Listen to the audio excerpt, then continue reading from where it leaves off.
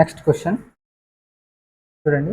The energy, ఇది కూడా quantum mechanics సంబంధించి. The energy eigen state of one dimensional harmonic oscillator are denoted by c if the momentum operator p satisfies ఒక equation ఇచ్చాడు √2. ఇప్పుడు the value of n value ఎంత ఉంటే మనకు √2 అనే కాన్సెప్ట్ వస్తుంది అనేది క్వశ్చన్ ఇక్కడ. సో ఇక్కడ చూడండి, మనకి ఇచ్చింది ఇక్కడ లీనియర్ హార్మోనిక్ క్వశ్చన్. ఇక్కడ వన్ డైమెన్షనల్ హార్మోనిక్ ఆసిలేటర్ అంటే లీనియర్ హార్మోనిక్ అంటే LHO ఇచ్చాడు అనమాట. మనకు ఇక్కడ మనకు వన్ డైమెన్షనల్ లీనియర్ హార్మోనిక్ ఇచ్చారు. దానికి సంబంధించి కొన్ని ఫార్ములా చూడండి. ఇవి ఈ క్వశ్చన్కి సంబంధించింది కాదు, కాకపోతే ఈ సందర్భం వచ్చింది కాబట్టి చెప్తున్నా. Expectation of x linear harmonic ఆసిలేటర్లో ఎక్స్పెక్టేషన్ ఆఫ్ ఎక్స్ వచ్చేసి 0, ఎక్స్పెక్టేషన్ ఆఫ్ పి వచ్చేసి 0, ఎక్స్పెక్టేషన్ ఆఫ్ ఎక్స్ స్క్వేర్కి వచ్చేసి ఫార్ములా ఇది, పి స్క్వేర్కి ఇది.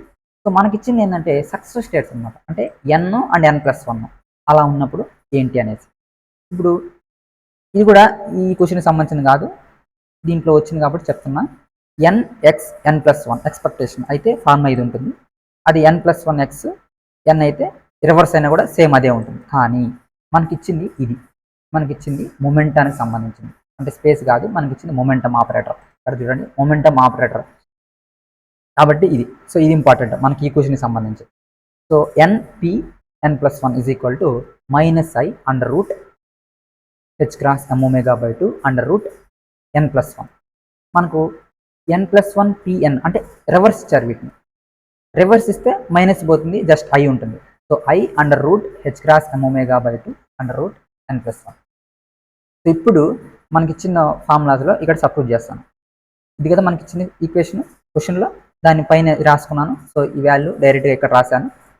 తర్వాత 2 అంటే n+1 అంటే n వాల్యూ ఇక్కడ 1 కాబట్టి సో మనకి ఈక్వేషన్ ఇది వస్తుంది. సో ఇవన్నీ క్యాన్సిల్ అయితే టోటల్గా 5. సో ఇప్పుడు ఈ n+1/√2 అనేది √2 అని వాడే ఇచ్చాడు. ఆ √2 అవ్వాలంటే n ప్లేస్లో ఎంత సబ్స్టిట్యూట్ చేస్తే మనకు √2 వస్తుంది, అది మనం కనుక్కోవాల్సింది. సో n ప్లేస్లో ఎంత సబ్స్టిట్యూట్ చేస్తే మనకి √2 వస్తుంది. 3 సబ్ చేశాను అనుకోండి, 4 అంటే √4 అంటే 2 అంటే √2 × √2. సో √2 క్యాన్సిల్, మనకు ఓన్లీ √2 వస్తుంది. సో కాబట్టి n = 3. దీనికి నార్మల్గా చాలా డెరివేషన్స్, పెద్ద ఎక్స్ప్లెనేషన్ చాలా ఉంటుంది ఈ క్వశ్చన్కి ఆన్సర్, కానీ అంత అవసరం లేదు. జస్ట్ ఈ ఫార్ములా గుర్తుపెట్టుకుంటే మనం ఈజీగా చేయొచ్చు. ఈజీగా చూడండి, n+1pn దాన్ని ఇక్కడ రాసుకున్నాను. తర్వాత దాని వాల్యూ ఇక్కడ 2 అంటే n ప్లస్లో 1 కాబట్టి దాన్ని రాసుకుంటే క్యాన్సిలేషన్ చేసుకుంటే సింపుల్గా నాకు ఇది వచ్చింది. =√2 అని వాడే ఇచ్చాడు కాబట్టి n ప్లస్లో ఎంత సబ్స్టిట్యూట్ చేస్తే నాకు √2 వస్తుంది. 3 సబ్స్టిట్యూట్ చేస్తే అది √4 అవుతుంది, √4 2 అవుతుంది. 2 అంటే √2 × √2 క్యాన్సిల్ అయితే మనకు డైరెక్ట్ √2 వస్తుంది. కాబట్టి n వాల్యూ 3. సో సింపుల్గా ఈ ఫార్ములా గుర్తుంటే, సో కాబట్టి ఈ ఫార్ములాస్ తర్వాత ఇక్కడ ఉన్న ఫార్ములాస్ ఇవి ఒకసారి చూడండి, ఒకసారి నేర్చుకోండి, రాసుకోండి. ఎందుకంటే ఇది వన్ డైమెన్షనల్ లీనియర్ హార్మోనిక్ సంబంధించిన క్వశ్చన్ అనమాట. తర్వాత నెక్స్ట్ క్వశ్చన్ ఇది కూడా క్వాంటమ్ మెకానిక్స్ సంబంధించిన question. A particle of mass m is in the third energy eigen state of an infinite potential well. Infinite potential well అంటే 1D బాక్స్ అనమాట. తర్వాత width a, the time interval in which the phase of this wave function changes by 2π is. మనకు time dependent wave function. So ఇది time dependent wave function. So n of x, t is equal to n of x e⁻i⁄h. ఇక్కడ e⁻h అని ఉంది, అది φ అనమాట. అంటే φ అంటే face of the wave function. φ(t) is equal to e⁻h. దీంట్లో వాడు ఇచ్చేసాడు ఆల్రెడీ. φ(t) ఎంత ఇచ్చాడు? 2π ఇచ్చాడు ఫేస్. అలా 2π రావాలంటే మన టైం ఎంత ఉండాలి అనేది క్వశ్చన్. కాబట్టి time = t is equal to φ(t)h×en ఇదనమాట. సో డైరెక్ట్గా చాలా మంది దీన్ని ఫార్ములాగా గుర్తుపెట్టుకుంటారు, అదే బెస్ట్. ఎందుకంటే చాలా దగ్గరలో వస్తూ ఉంటుంది t is equal to φ(t)h×en. So ఇది ఫార్ములా. ఇప్పుడు t is equal to మనకు ఫార్ములాస్ ఎలా క్రియేట్ అవుతాయి? ఏదైనా ఒక డెరివేషన్ చేస్తే వచ్చే రిజల్ట్స్ని ఫార్ములా గుర్తుపెట్టుకుంటారు. ఏంది ఇన్ని ఫార్ములాస్ ఉంటాయి, అన్ని రిజల్ట్స్ని మనం డెరివేషన్స్ అన్నింటినీ గుర్తుపెట్టుకోలేం కాబట్టి, డెరివేషన్స్ అన్ని అటు ఎగ్జామ్లో చేయలేం కాబట్టి డైరెక్ట్గా ఇలాంటి ఫార్ములాస్ని గుర్తుపెట్టుకుంటే సరిపోతుంది. అందుకే నేను దీని బ్యాక్గ్రౌండ్ రాసింది. అందుకే దీని ఫస్ట్ టైం వేవ్ ఫంక్షన్ రాసి, తర్వాత ఫేస్ ఈక్వేషన్ రాసి, తర్వాత టైం రాసాను. ఈ టైం ఎలా వచ్చింది డైరెక్ట్గా ఫార్ములా చెప్పేసి దాన్ని ఎక్స్ప్లెయిన్ చేయొచ్చు, కాకపోతే ఇది ఎలా వచ్చిందో తెలియాలి. అందుకోసం t is equal to φ(t)h×en. ఇప్పుడు φ(t) 2π అని వాడే ఇచ్చాడు కాబట్టి 2π(h×en). ఈఎన్ అంటే ఎనర్జీ. సో మనకేమి ఇచ్చాడు ఎనర్జీ? థర్డ్ ఎనర్జీ అని ఇచ్చాడు.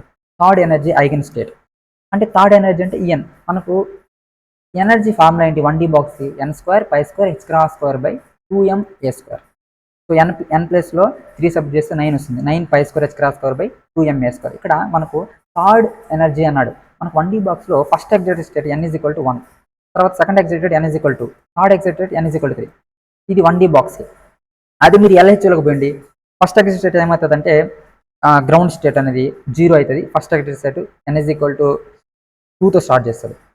సో అలా మారుతూ ఉంటుంది అన్నమాట. సో 1D బాక్స్కి అయితే ఇక్కడ n = 3, థర్డ్ ఎగ్జైటెడ్ స్టేట్ అన్నాడు కాబట్టి మనకు n = 3. So E3 value substitute చేస్తాను. E3 వాల్యూ సబ్స్టిట్యూట్ చేస్తే t = 2π h× E3 value substitute చేసి క్యాన్సిలేషన్ చేస్తే మనకు t వాల్యూ వస్తుంది. t = 4ma²/9π ఇది ఆన్సర్. సో ఇది ఎన్నో ఆప్షన్ ఇక్కడ వచ్చేసి సెకండ్ ఆప్షన్. సో 4ma²/9π తర్వాత క్వశ్చన్ ఇది చూడండి. The Hamiltonian of the one dimensional quantum harmonic oscillator. మళ్ళీ 1D బాక్స్ సంబంధించిన క్వశ్చన్. 1D కాదు, LHO లీనియర్ హార్మోనిక్ ఆసిలేటర్ సంబంధించిన question quantum mechanics. So H ఇచ్చాడు, డి ఇచ్చాడు. ఇక్కడ ఏం అడిగాడంటే expectation value of commutator D, H అని అడిగారు. సో ఫస్ట్ మనకు కమ్యుటేటర్ చేయాలి. కమ్యుటేటర్ చేసి దాని తర్వాత ఎక్స్పెక్టేషన్ కట్టాలి. కాబట్టి కమ్యుటేటర్ బేసిక్ ఫార్ములాస్ చూద్దాం. బేసిక్ ఫార్ములాస్ వచ్చేసి commutator of x, p = IH×. అది రివర్స్ రాసాం అనుకోండి, ఫ్లిప్ చేసాం అనుకోండి, p, h ఏమవుతుంది? -IH×. సో ఇది బేసిక్ ఫార్ములాస్. ఇప్పుడు నేను కమ్యుటేటర్ కడుతున్నాను.